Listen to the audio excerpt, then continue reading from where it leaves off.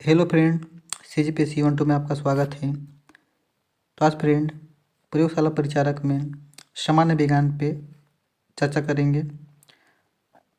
इसके अलावा बता देता हूँ कि कौन कौन से एग्ज़ाम के लिए महत्वपूर्ण होने वाला है। CG Vyapam, CGPSC, CG police, hostel warden और छत्तीसगढ़ के सभी एग्ज़ाम, जितना भी एग्ज़ाम होने वाला है सभी एग्ज़ाम के लिए कहीं ना कहीं इम्पोर्टेंट होने वाला है।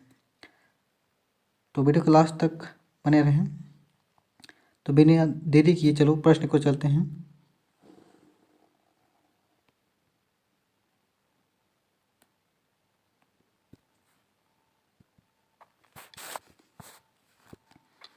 प्रश्न नंबर 1, माइटोकॉन्ड्रिया का संबंध। तो इसमें बताना है कि माइटोकॉन्ड्रिया का संबंध किससे है। उत्सर्जन, श्वसन, पाचन, रस, इनमें से कोई नहीं। आंसर पता हो तो प्लीज़ कमेंट में बताइएगा।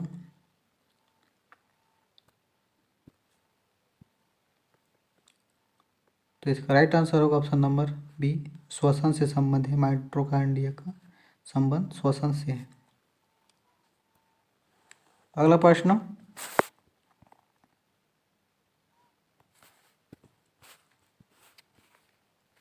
प्रश्न नंबर 2, कोशिका के अंदर ऊर्जा का निर्माण किससे द्वारा होता है। तो इसमें बताना है कोशिका के अंदर ऊर्जा का निर्माण किसके द्वारा होता है।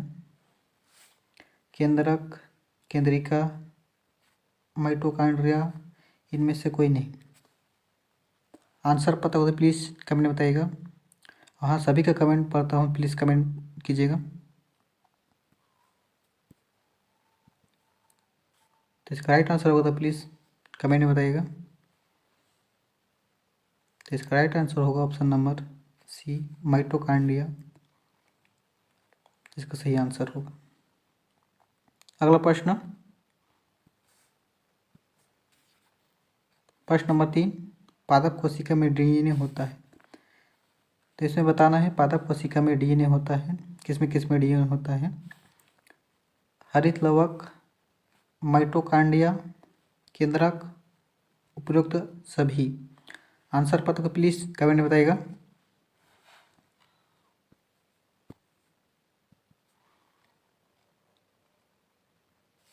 तो इसका राइट आंसर होगा ऑप्शन नंबर डी, उपयुक्त में सभी। अगला प्रश्न,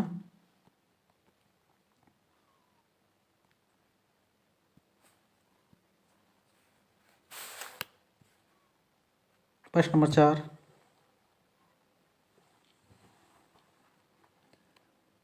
आयरन पेराइट का सांद्रण के लिए निम्नलिखित में से कौन सी विधि प्रयुक्त की जाती है। तो इसमें बताना है कि आयरन पेराइट के सांद्रण के लिए निम्नलिखित में से कौन सा विधि प्रयुक्त की जाती है।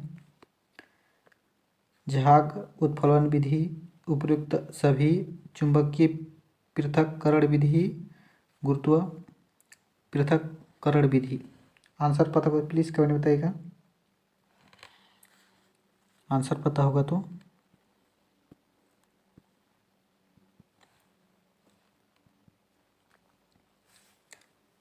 इसका राइट आंसर होगा ऑप्शन नंबर ए, झाग उत्प्लवन विधि से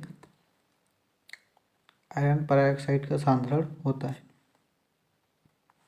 अगला प्रश्न, प्रश्न नंबर 5, हाइड्रोफोबिया का रोग होता है। तो इसमें बताना है कि हाइड्रोफोबिया कौन सा रोग होता है। जीवाणुओं द्वारा, विषाणु द्वारा, कवक द्वारा, प्रोटोजुआ द्वारा। तो आंसर पता हो तो प्लीज़ कमेंट में बताइएगा, और पता भी नहीं होगा फिर भी से कमेंट में बताइएगा, यस नो दोनों में से कोई भी। तो इसका राइट आंसर होगा फ्रेंड ऑप्शन नंबर बी, जीवाणु द्वारा हाइड्रोफोबिया का रोग होता है। अगला प्रश्न,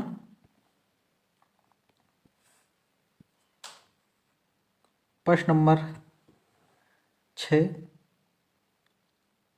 हल्दी के पौधे का खाने योग्य हिस्सा कौन सा है?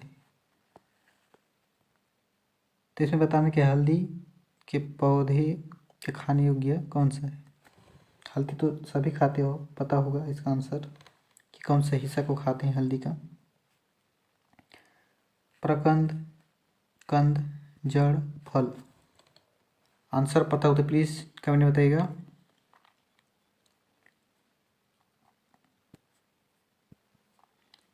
तो इसका राइट आंसर होगा ऑप्शन नंबर ए, प्रकंद को खाया जाता है हल्दी का। अगला प्रश्न, प्रश्न नंबर 7, आपातकालीन ग्रंथि क्या है? तो इसमें बताना है कि आपातकालीन ग्रंथि क्या है। एड्रिनल, आमाशय, थाइमस, थायराइड। आंसर पता हो तो प्लीज़ कमेंट में बताइएगा, और पता नहीं होगा फिर भी से कमेंट कीजिएगा, yes no.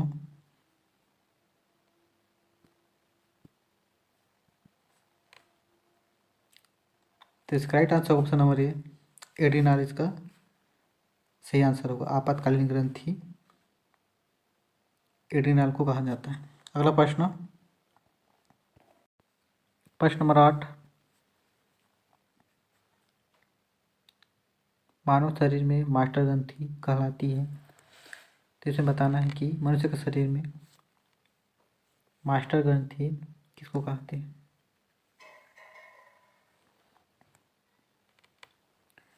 Pituitary, thyroid, thymus, इनमें से कोई नहीं। आंसर पता हो तो प्लीज़ कमेंट में बताइएगा।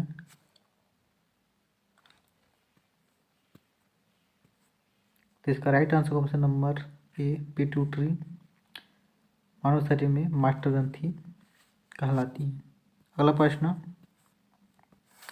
प्रश्न नंबर 9, रक्त का कब ग्रह कहा जाता है? पीलिया को, यकृत को, फेफड़ा को, लार, अस्थि मज्जा। सॉरी, यहाँ पे लाल लिखा गया है, लार अस्थि मज्जा हो गए।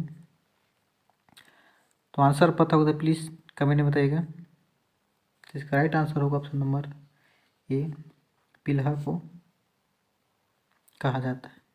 अगला प्रश्न,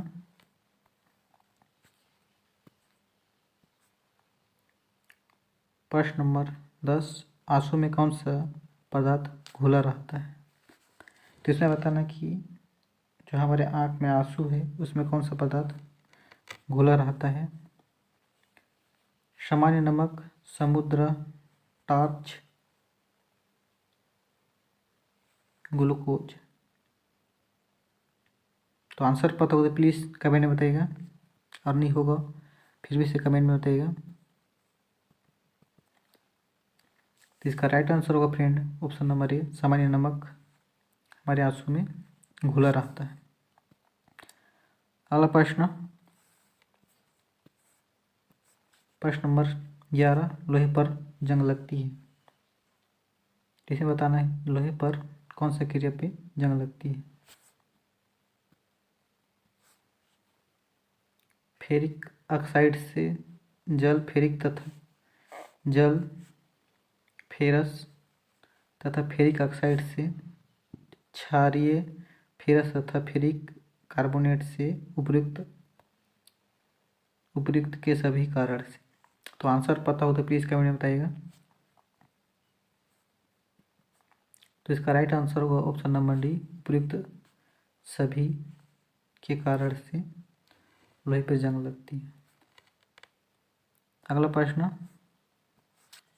प्रश्न नंबर 12, शरीर की सबसे बड़ी ग्रंथि। तो इसमें बताना है कि शरीर की सबसे बड़ी ग्रंथि कौन सी है। लार ग्रंथि, थायराइड, यकृत, आमाशय। आंसर पता हो तो प्लीज़ कमेंट में बताइएगा।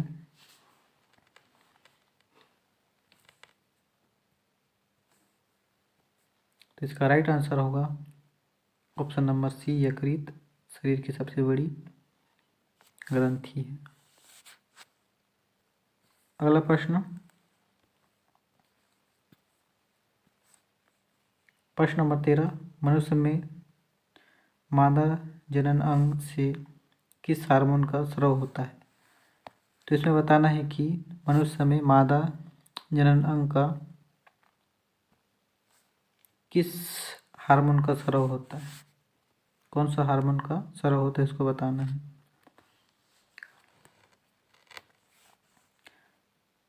एस्ट्रोजन,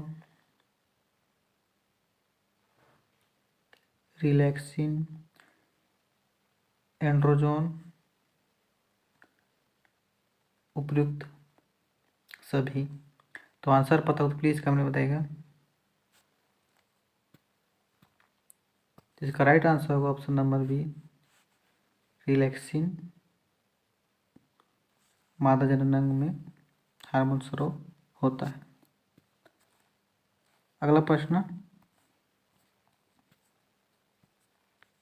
प्रश्न नंबर 14, मनुष्य में ऐच्छिक गतियों का नियंत्रण किसके द्वारा होता है?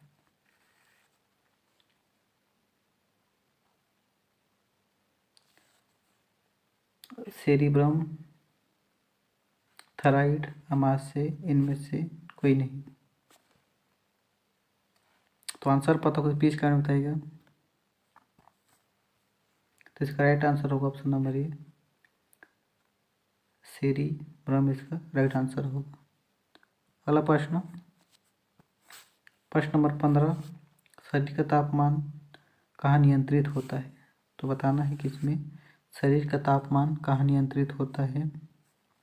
यकृत, आमाशय, यकृत, आमाशय, हाइपोथैलेमस, उपयुक्त में सभी। तो आंसर पता होगा प्लीज़ कमेंट में बताइएगा। इसका राइट आंसर होगा ऑप्शन नंबर सी, हाइपोथैलेमस इसका सही आंसर होगा। अगला प्रश्न,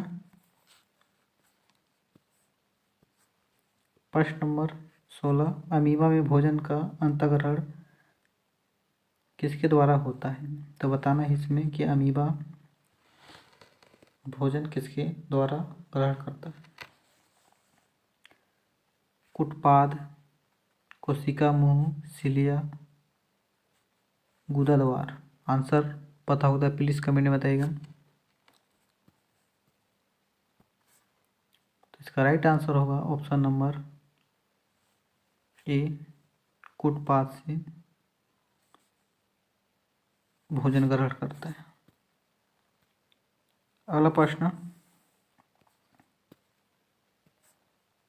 प्रश्न नंबर 17, निम्न में कौन सा एंजाइम लार में पाया जाता है? तो इसमें बताना है कि मनुष्य के लार में कौन सा एंजाइम पाया जाता है। पेप्सिन, ट्रेप्सिन, टाइलिन, इनमें से कोई नहीं। तो आंसर पता हो तो प्लीज़ कमेंट में बताइएगा। तो इसका राइट आंसर होगा ऑप्शन नंबर सी, टाइलिन मनुष्य के लार में पाया जाता है। अगला प्रश्न, प्रश्न नंबर 18, ऊर्जा उत्पादन के लिए कोशिका प्रायः किसका प्रयोग करती है? तो इसमें बताना है कि ऊर्जा उत्पादन के लिए कोशिका प्रायः किसका प्रयोग करती है। अमीनो अम्ल, ग्लूकोज, वसा, सुक्रोज। आंसर पता हो तो प्लीज़ कमेंट में बताइएगा।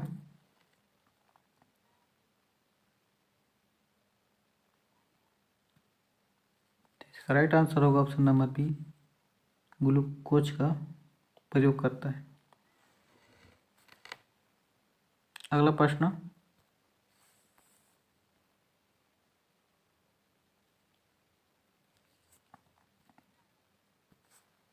प्रश्न नंबर 19, किसी भी अभिक्रिया द्वारा पौधों में ऑक्सीजन बाहरी वातावरण में कोशिकाओं में पहुंचती है। तो इसमें बताना है किसी भी अभिक्रिया द्वारा पौधों में ऑक्सीजन बाहरी वातावरण से कोशिकाओं में पहुंचती है।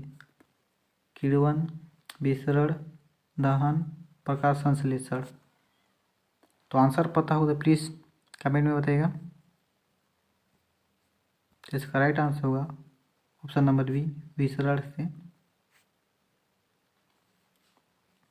पहुंचती है।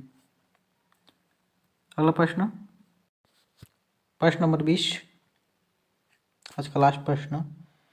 श्वसन की अभिक्रिया में खाद्य पदार्थ की परिमाण क्या होती है? तो इसमें बताना है श्वसन की अभिक्रिया में खाद्य पदार्थ की परिमाण क्या होती है? विघटन, दहन, परिवर्तन, संश्लेषण। आंसर पता हो तो प्लीज़ कमेंट में बताइएगा।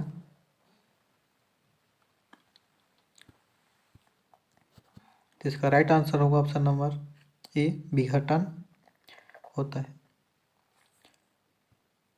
तो फ्रेंड, वीडियो अच्छा लगा हो तो प्लीज़ चैनल को सब्सक्राइब कीजिएगा और ज़्यादा से ज़्यादा शेयर कीजिएगा। तो चलो आज के लिए इतना ही, अगला वीडियो में मिलते हैं। धन्यवाद।